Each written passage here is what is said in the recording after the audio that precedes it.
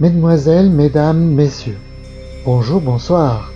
Cette version express sert à se donner une idée générale sur l'impact qu'a cette amélioration sur les démocraties sans trop entrer dans les détails.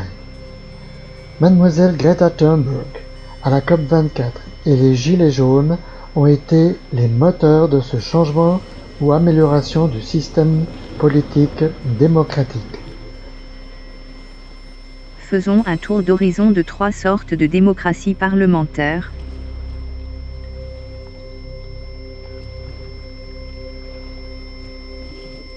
Les démocraties représentaient 88 pays sur 195 en 2005, selon l'ONU. Le but de l'amélioration de nos démocraties sera de permettre de passer d'une démocratie où les citoyennes et citoyens n'ont aucune prise pour améliorer leurs avenirs ou vie en société, à une démocratie où les citoyennes et citoyens auront un vrai contrôle démocratique de A à Z.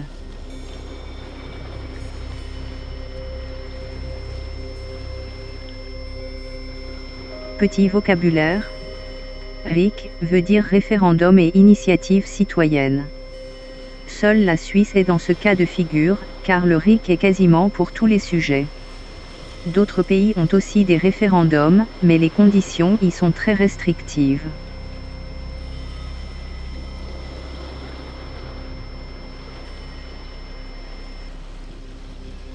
Petit vocabulaire. ACD veut dire Assemblée citoyenne décisionnelle. Voici le cas où la population interviendra dans la vie politique de A à Z. C'est justement le but de notre modification du système politique, que nous allons décrire. Voyons, dans les grandes lignes, comment tout ça fonctionne. Pour aider à comprendre cette présentation, le diagramme du fonctionnement général du changement de système vous sera utile. Il se lit de 1 à 6. Vous le trouverez dans le site internet sous Doc.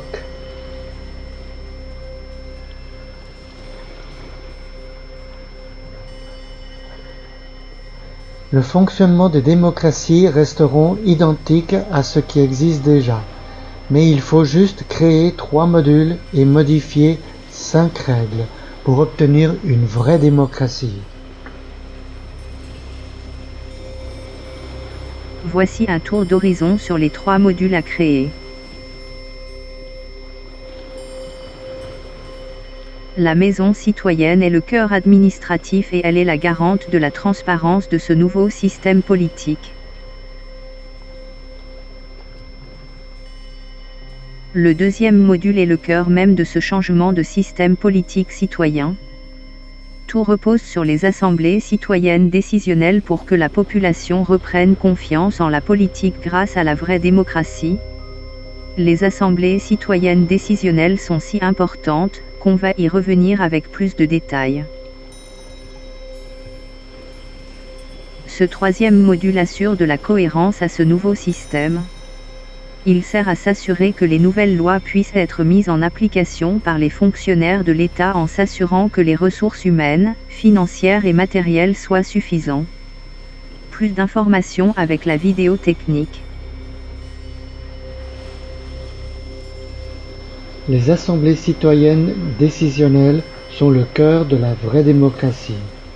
Dorénavant, la population créera les lois à travers des assemblées citoyennes décisionnelles. Les citoyennes et citoyens des 3 modules créés seront tirés et tirés au sort selon divers critères qui permettront d'avoir une représentativité générale de la population du territoire concerné.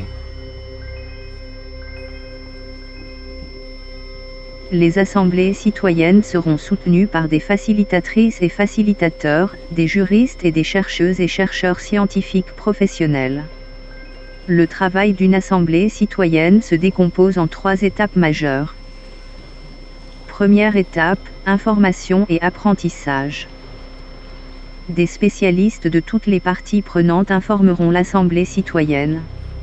Liste non exhaustive à gauche. Deuxième étape, discussion et échange. par groupe de 4 à 6 personnes, des discussions auront lieu pour définir les différents contours que la loi ou bloc de loi devra contenir.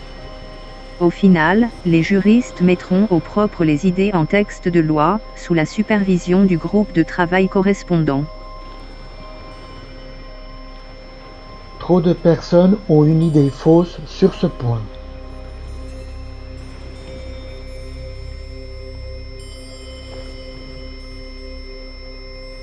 Au terme des 2 étapes qui viennent d'être décrites, les citoyennes et citoyens seront devenus des experts globaux du domaine étudié par l'Assemblée citoyenne.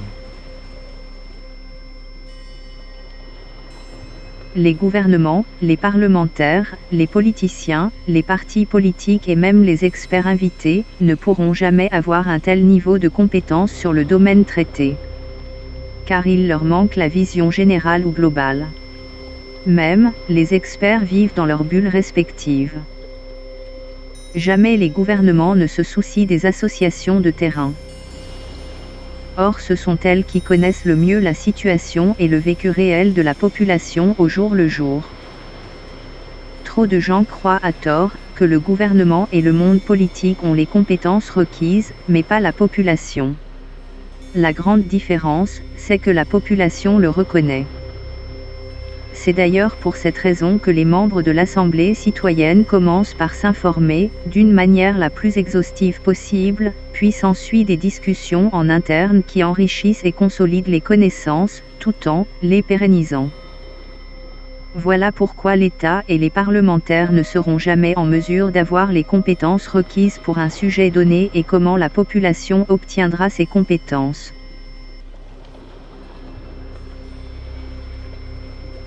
Revenons au fonctionnement des assemblées citoyennes décisionnelles.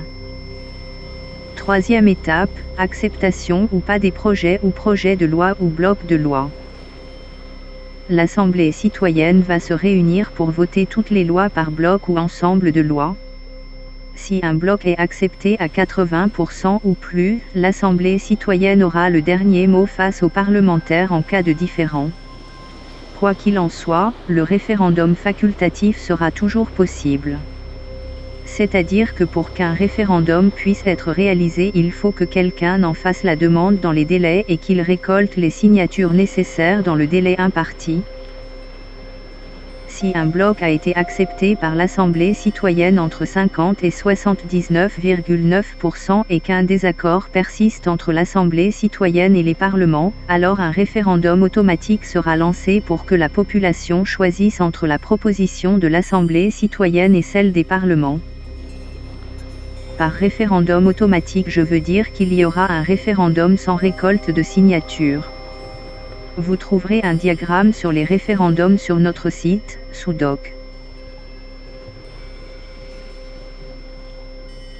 Maintenant voyons les 5 modifications propres à toutes les démocraties dans le monde. Première modification. Le tirage au sort avec sa pluralité donnera une image du territoire concerné. Aucun tiré au sort ne devra être un spécialiste ou un professionnel du domaine traité. Volontairement ou pas, ils diminueront la qualité des résultats de l'Assemblée citoyenne. Deuxième modification. Pour faire des réformes, le gouvernement et les parlements devront obligatoirement passer par des assemblées citoyennes.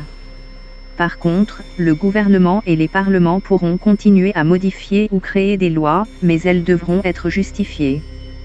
Pour éviter des abus de la part du gouvernement ou des parlementaires, la maison citoyenne s'assurera que ces modifications de loi ne puissent pas faire l'objet d'une assemblée citoyenne. Seules les affaires étrangères et les urgences pourront, comme maintenant, continuer à être gérées par le gouvernement. Troisième modification. Les lobbyistes seront interdits dans tous les bâtiments publics. Les lobbies, l'argent et la soif de pouvoir sont les gangrènes des démocraties. Quatrième modification. Transparence totale sur les biens et revenus des élus et des non-élus. Par non élus on pense aux ministres avec leur personnel, aux hauts fonctionnaires, aux universités, aux professeurs d'université, aux centres de recherche, etc. Toute personne étant appelée à travailler pour une assemblée citoyenne doit être transparente, pour garantir sa neutralité dans son travail. 5e modification. Les référendums et les initiatives citoyennes. RIC. Un référendum se réfère à une loi. Avec le vote, le peuple approuve ou rejette la loi. Mais il y a aussi la possibilité de départager la proposition de l'Assemblée citoyenne avec celle des parlements. Le but des initiatives est de passer outre l'inaction du gouvernement et des parlementaires en faisant des propositions de loi ou en proposant une modification de la Constitution. Pour une initiative, il faut 2 fois plus de signatures, mais il y a 7 fois plus de temps. Cette présentation express est par nature succincte. Pour approfondir, n'hésitez pas à voir la version technique pour bien vous imprégner de toutes les facettes de ce changement de système politique citoyen. La version dite technique devrait être créée d'ici la fin 2022.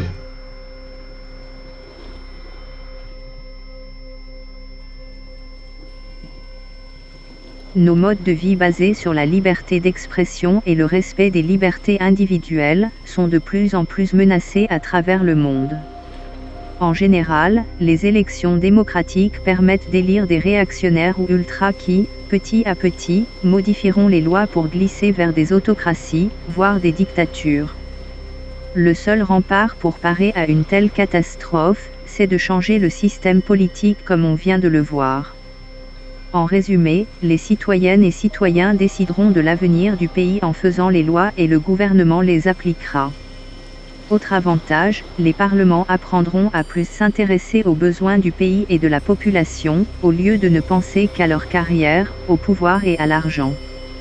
Par les citoyennes et citoyens, les démocraties fonctionneront mieux, le monde se portera beaucoup mieux et les peuples vivront enfin libres et en paix.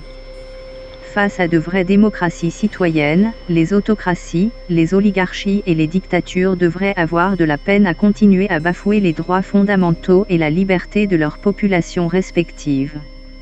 Notre mode de vie basé sur la liberté d'expression et le respect des libertés individuelles sont de plus en plus menacés à travers le monde. En général, les élections démocratiques permettent d'élire des réactionnaires qui petit à petit modifient les lois pour glisser vers des autocraties, voire des dictatures. La seule garantie pour éviter un tel processus, c'est que le peuple crée les lois comme nous venons de le voir avec cette présentation. Ayons une pensée pour plusieurs jeunes démocraties qui sont menacées de destruction. Je pense à Taïwan, la Moldavie, l'Ukraine et la Géorgie. Bien sûr qu'à part Taïwan, les autres pays doivent faire, le plus rapidement possible, un grand effort de démocratisation. Je vais essayer de les aider en leur proposant ce nouveau changement de système citoyen. Quoi qu'il en soit, pour sauver les démocraties en danger, il faut que nos démocraties ne capitulent pas face à la Russie ni face à la Chine. Si nos démocraties fléchissent, ça risque d'être le début de la fin des libertés démocratiques. L'histoire nous rappelle qu'il y a un peu moins d'un siècle, la peur de contrarier Hitler le conforta dans sa supériorité. Comme avec Poutine et la prise de la Crimée. Ce qui décida Hitler à déclencher la guerre dans l'espoir de s'accaparer toute l'Europe. Ne faisons pas la même erreur avec Poutine et Xi Jinping. Cette analyse correspond à mon point de vue personnel et elle reflète la situation de l'été 2022. De toute manière, notre devoir de démocrate consiste à soutenir, coûte que coûte, les peuples qui veulent rester en démocratie et, entre autres, éliminer la corruption politique. Voilà, il ne me reste plus qu'à vous souhaiter tout de bon et que vous ayez, dans un futur proche, une vraie démocratie digne de ce nom dans votre pays. Toutes et tous, ensemble, on peut y arriver. Ok, c'est bien beau tout ça, mais pour que les démocraties soient efficaces, il faut absolument qu'elles s'améliorent à travers les citoyennes et citoyens. ce n'est qu'en prenant le contrôle des lois, qu'elles pourront redevenir crédibles aux yeux des peuples. Pour ma part, j'espère que ma voix t'a plu, et comme je me suis bien améliorée au niveau des intonations, je suis toute contente. Bisous à toutes et à tous.